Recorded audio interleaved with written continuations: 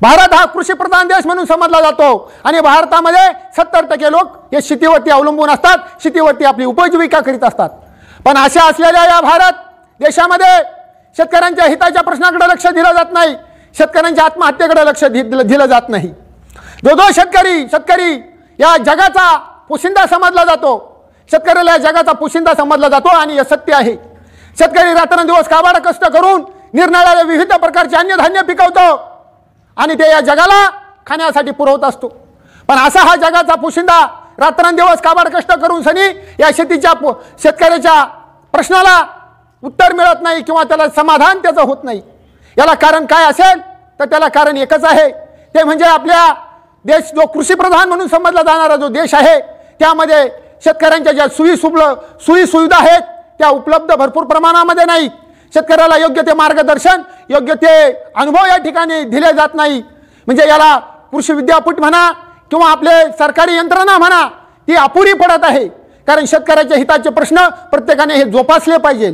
शेतकरी जर मोठा झाला आणि शेतकरी जर सुखी झाला तर आपला देश सुखी होईल आणि आपला देश मोठा होईल। हे शेतकऱ्याचं जे गणित आहे हे सर्व नेत्यांनी, सर्व मंत्र्यांनी हे आत्मसात केलं पाहिजे की शेतकऱ्याच्या ज्या अडचणी आहेत त्याला त्या सुविधा आपण मिळवून दिल्या पाहिजे। कारण शेती ही अक्षरशः म्हणजे निसर्गावरती अवलंबून असते। कधी शेतकऱ्याला पावसामुळे तोटा सहन करावा लागतो तर कधी पाऊस न पडल्यामुळे सुद्धा तोटा सहन करावा लागतो। हे तर नैसर्गिक आपत्ती झाली, पण एक मानव आपत्ती जी आहे ती म्हणजे माल आयात करणं। ज्यावेळेस शेतकऱ्याच्या मालाला बाजारभाव मिळत असतो त्यावेळेस हे मंत्री, हे सरकार माल आयात करून सनी त्या शेतकऱ्याच्या माल कवडीमोल भावाने त्याला विकावा लागतो। कांद्याचा प्रश्न आपल्या सर्वांना माहिती आहे, कांद्याचे बाजार वाढायला लागले की सरकार कांदा आयात करून सनी कांद्याचे बाजार पाडले जातात। एकतर वर्षातून कधीतरी कांद्याचे बाजार वाढत असतात, तुटवड्याच्या काळामध्ये थोडेफार पैसे शेतकऱ्याचे होत असतात, पण हे सरकार कांदा आयात करून सनी कांद्याचे बाजार पाडले जातात। म्हणजे ज्या ठिकाणी शेतकऱ्याला 2 रुपये मिळण्याची आशा असते त्या ठिकाणी सरकार शेतकऱ्याला पैसे मिळवून देत नाही, परिणामी शेतकऱ्याला आत्महत्येची पाळी येते। त्यामुळे आपल्या देशात जर आत्महत्येची शेतकऱ्यावर पाळी आणायची नसेल तर शेतकऱ्याच्या मालाला योग्य भावात दिला पाहिजे। तुम्ही प्रत्येक कंपन्या बघा, LG कंपनी बघा, पेनाची कंपनी बघा, मिक्सरची बजाज कंपनी बघा, मोटरसायकलची हिरो होंडा कंपनी बघा, ते ज्यावेळेस ते मोटरसायकल उत्पन्न करतात, मिक्सर उत्पन्न होतो त्यावेळेस त्यांची किंमत ठरवली जाते की ही माझी मोटरसायकल, याला बनवलेला मला 80,000 रुपये खर्च आलेला आहे, मला ती 1 लाखामध्ये विकायची आहे। हा अधिकार जसा त्या कंपनीला आहे तसा शेतकऱ्याला त्याच्या मालाचा अधिकार, योग्य भाव हा मिळाला पाहिजे। ज्यावेळेस शेतकरी शेती करतो त्याला एकरभर कांदे जर करायचे असेल तर एकरभर कांद्याला त्याला 50 ते 60,000 रुपये खर्च असतो। मग 50-60 हजाराच्या त्या पटीने त्याला ते उत्पन्न मिळालं पाहिजे, त्याला तो भाव मिळाला पाहिजे। पण आपल्या देशामध्ये ही सुविधा सध्या उपलब्ध नाहीये। अमेरिकेमध्ये एका शेतकऱ्यांनी 55 हेक्टर भुईमूग केला होता तर त्या शेतकऱ्याला 20 लाख रुपये तोटा झाला होता, सरकारने तो त्या शेतकऱ्याला भरून दिला गेला। पण आपल्या देशात ती सुविधा नाहीये, तो कायदा आपल्या देशामध्ये नाहीये। ज्या शेतकऱ्याचा तोटा होईल तो तोटा त्यालाच भोगावा लागतो आणि ज्या शेतकऱ्याचा नफा होईल तो नफा सुद्धा त्या शेतकऱ्यालाच भोगावा लागतो। म्हणजे अशी जी परिस्थिती आपल्या भारतामध्ये उत्पन्न झालेली आहे याला सर्वस्वी सरकार जबाबदार आहे, दुसरा निसर्ग जबाबदार आहे आणि तिसरा शेतकरी पण या पाठीमागे थोडाफार जबाबदार आहे।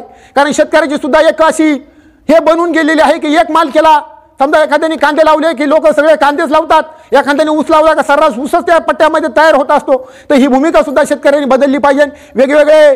वेगवेगळी पिकं आपल्या शेतामध्ये घेणं गरजेचं आहे आणि शेती करत असताना जोडधंदा करणं फार गरजेचं आहे। मग ते शेळी पालन असू, कुक्कुटपालन असू, दुग्ध व्यवसाय असू, हा पण व्यवसाय शेतकऱ्यांनी केला पाहिजे।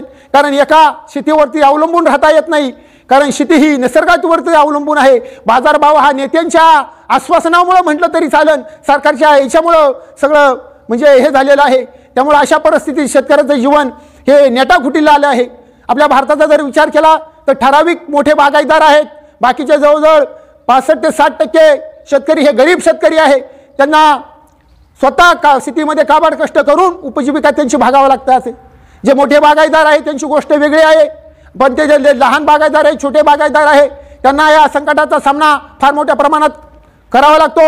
मी माझ्या जीवनातली एक गोष्ट सांगणार आहे। पाठीमागल्या वर्षी खूप पाऊस पडला, माझे जवळजवळ 1 हेक्टर कांदे पावसामुळे वाया गेले आणि जलाटेने नोंद करून निघून गेला। पण मला सांगायचं माझ्या 1 हेक्टरसाठी मला जवळजवळ 1.25 लाख रुपयाच्या ठिकाणी खर्च आला होता, पण ज्यावेळेस मला सरकारी अनुदान मिळालं ते अवघं 7,500 रुपये मिळाले। माझा खर्च 1.25 लाख झाला, माझं ते पीक वाया गेलं। ज्या 1.25 लाखा खर्चातून मला 5 लाख 6 लाखाची अपेक्षा होती ते माझ्या पावसामुळे वाया गेलं आणि वाया गेलेल्या पिकाची मला सरकारने भरपाई करून दिली तर ते फक्त 7,500 रुपये. म्हणजे हा न्याय न्यायचा कुठं? ज्याला मला 1.25 लाख रुपये मला ते पिकवण्यासाठी खर्च आला त्याची भरपाई मला 7,500 रुपये मिळाली. मग असं जर सरकारचं धोरण असेल, अशा जर सरकारच्या योजना असेल तर शेतकरी आत्महत्या केल्याशिवाय राहणार नाही. कारण शेतकऱ्याला पैसा लागतो, त्याला त्याच्या मुलीचं लग्न करायचं असतं, मुलाच्या नोकरीचा प्रश्न असतो, त्याच्या मुलाचं शिक्षण असतं. अनेक ठिकाणी शेतकऱ्याला डोनेशन द्यावं